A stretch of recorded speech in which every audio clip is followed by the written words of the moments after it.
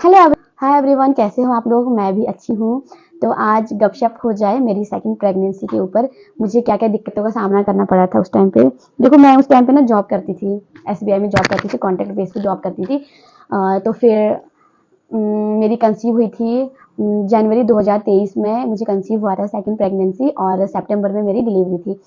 तो मुझे बहुत ज़्यादा दिक्कत हुआ था सेकंड प्रेगनेंसी के टाइम पे, क्योंकि पहला जो था मेरा सी सेक्शन था।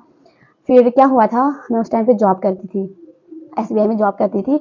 और फिर पहला प्रेगनेंसी फर्स्ट मंथ ऐसे ही गया। फिर सेकंड मंथ आया, मुझे पेट में काफ़ी दर्द रहने लगा। फिर मैं डॉक्टर के पास गई।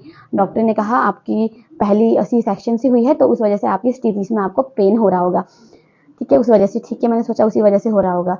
फिर थर्ड महीना लग गया, मुझे दर्द होता था। फिर डॉक्टर ने कहा कि आप अल्ट्रासाउंड कर लो। फिर मैंने अल्ट्रासाउंड किया।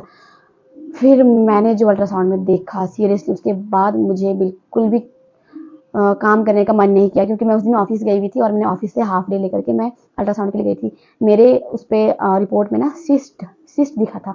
सिस्ट का मतलब होता है कि आपके गर्भाशय में छोटी सी मतलब मांस मांस का टुकड़ा पल रहा है। हाँ, ये होता है। मतलब कि उसमें ना छोटी सी मस्से सा बन जाता है, मस्सा सा बन जाता है मांस का, उसको कहते हैं सिस्ट। तो अगर वो सिस्ट ठीक नहीं होता है तो प्रेगनेंसी में काफ़ी दिक्कत होता है। फाइनल मतलब थर्ड ट्राइमेस्टर तक काफ़ी दिक्कत रहता है। तो मैं बहुत घबरा गई थी उस दिन, सच में। मुझसे काम भी नहीं हुआ था। मैं दिन भर छुप के टॉयलेट में जाके रोई भी थी। मुझे वो दिन याद है आज भी। फिर मैंने अपने आप को हिम्मत दिया कि नहीं, ऐसा नहीं होगा, कुछ भी नहीं होगा, ठीक हो जाएगा, ठीक हो जाएगा। क्योंकि हमको प्रेगनेंसी के टाइम पे तो हमेशा पॉजिटिव ही रहना होता है। तो मैंने लंबी सांस ली, और मैंने बोला सब कुछ ठीक हो जाएगा। मेरी सेकंड अल्ट्रासाउंड हुई थी, तो फिर काफ़ी घबराई हुई थी मैं कि सिस्ट ना निकले, सिस्ट ना निकले। और उस टाइम पे ऐसा था ना, मुझे जॉब जॉब में से बिल्कुल भी छुट्टी नहीं देते थे। और हमारा उस टाइम पे इतना टारगेट का काम चल रहा था कि बिल्कुल भी छुट्टी नहीं देते थे। तो मैंने क्या किया, जो मेरा काम होता था टारगेट का, वो मैंने एक दिन पहले ही पूरा कर लिया, और मैं अगले दिन चली गई। मैंने अपने बॉस को कहा, हाँ सर, मैं ऑन ड्यूटी हूँ, ड्यूटी में हूँ। और मैं चुपचाप से चली गई, हॉस्पिटल चली गई। मैंने किसी को बताया भी नहीं था कि मैं प्रेग्नेंट हूँ। फिर जब मैंने अल्ट्रासाउंड किया तो उसमें रिपोर्ट में सिस्ट नहीं था। मैं बहुत ज़्यादा खुश हो गई थी, सीरियसली। हाँ, अब तो सिस्ट नहीं है। फिर उसके बाद ऐसे चलता रहा, कंटिन्यू जॉब चलता रहा। मैंने किसी को कुछ भी नहीं बताया था, क्योंकि हमारे स्टाफ ना थोड़े सारे अनमैरिड थे हमारे स्टाफ में, तो वो लोग ज़्यादा बातों को समझ नहीं पाते थे। तो मैंने किसी को बताया नहीं था। फिर हमारे उसमें जॉब में काफ़ी टारगेट चलती थी। हमारे को रिपोर्ट देने जाना होता था हफ्ते में 2 बार। कम से कम कितना 52 किलोमीटर दूर है हमारा हेड ऑफिस जो होता था, वहाँ पे जाना होता था। तो मैं ना कभी भी नहीं जाती थी। मैं जाती नहीं थी। मैं कुछ ना कुछ बहाने मार लेती थी कि हमारे यहाँ से बस नहीं आती है, या कभी कुछ। और आपको पता है, काफ़ी बार मतलब हफ्ते में एक बार तो 2 बार बुला लिया था, हफ्ते में 2 बार, और मैं गई नहीं थी। उस वजह से मेरी सैलरी भी उन्होंने काट दी थी कि ये आई नहीं, और इसकी सैलरी भी काट देते। मैं बोला चलो कोई बात नहीं, किसी को बताना तो है नहीं प्रेगनेंसी के बारे में। फिर मैंने बताया नहीं था। उसके बाद कितनी जब मैं फिफ्थ, हाँ, पाँचवें चौथे पाँचवें महीने में लगी थी, तो डॉक्टर के पास ऐसे रूटीन चेकअप के लिए गई। और डॉक्टर ने मुझे बोला कि आपका लो लाइन प्लेसेंटा है, और आपको रेस्ट करना होगा, बेड रेस्ट। लो कर लो बात। मैंने पूरे स्टाफ को नहीं बताया था कि मैं प्रेग्नेंट हूँ, और मुझे यहाँ पे बेड रेस्ट के लिए बोल दिया। और मैं एकदम से जॉब भी नहीं छोड़ सकती थी, क्योंकि इतना टारगेट चल रहा था। अगर मैं जॉब बिल्कुल अगर मैं बीच में छोड़ देती तो पूरे मेरे बॉस की आफत आ जाती। मेरे बॉस, उनको भी काफ़ी टारगेट मिलते थे। तो उस चक्कर से मैंने किसी को बताया भी नहीं, और मैं ड्यूटी कंटिन्यू जाती ही रही। फिर ऐसे करते करते ड्यूटी कंटिन्यू रखा, और मेरी लो लाइन प्लेसेंटा हो गई। और मैं क्या कर सकती थी, डॉक्टर ने बोला ज़्यादा देर तक बैठना नहीं है, ज़्यादा देर तक खड़े नहीं होना है, ट्रैवलिंग नहीं करनी है, कुछ भी नहीं करनी है।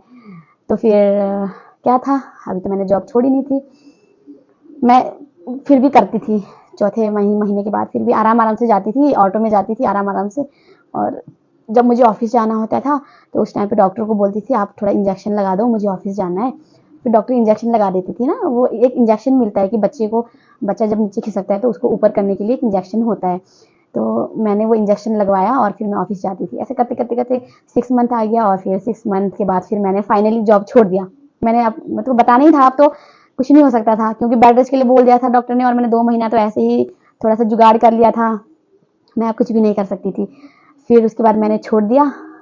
उसके बाद फिर क्या था, दिन में जब भी मतलब कभी ड्यूटी से जाती थी, तो शाम को पैर ऊपर करके लेट जाया करती थी। रात को सोते समय पैरों के नीचे पिल्लो रख लेती थी। ऐसे करते करते बाद में 7वें महीने में मेरा लो लाइन प्लेसेंटा भी ठीक हो गया था। उसके बाद फिर 8वां महीना आया, 9 मंथ। फिर 9 मंथ चल रहा था, 37 वीक था। फिर हम डॉक्टर के पास गए। डॉक्टर ने कहा कि आप एडमिट हो जाओ। हम रूटीन चेकअप के लिए गए थे, और बोलती कि आप एडमिट हो जाओ। हम सडनली कैसे एडमिट हो जाए। और फिर मैं उस दिन एडमिट नहीं हुई। मेरे हस्बैंड ने भी मना किया कि ऐसे कौन एडमिट होता है, चलो कुछ 1-2 हफ्ता थोड़ा वेट कर लेते, क्या पता आपको पेन वेन हो जाए तो नॉर्मल डिलीवरी हो जाए। फिर 4-5 दिन के बाद मुझे लेबर पेन शुरू हो गया, पूरी रात मुझे दर्द हुआ, पूरी रात क्रैम्पिंग, मतलब बहुत दर्द हो रहा था। फिर हमने क्या किया, मैंने रात भर किसी को नहीं बताया, फिर मैंने अगले दिन अपने हस्बैंड को बताया कि मुझे ना ऐसे दर्द हो रहा है, फिर अपने सास को, फैमिली वालों को, सबको बताया। उन्होंने बोला चलो हॉस्पिटल चलते हैं। फिर हम हॉस्पिटल गए और जाते जाते मैंने बीच में बनाना शेक पी लिया और नाश्ता भी खा के खूब डट के गई।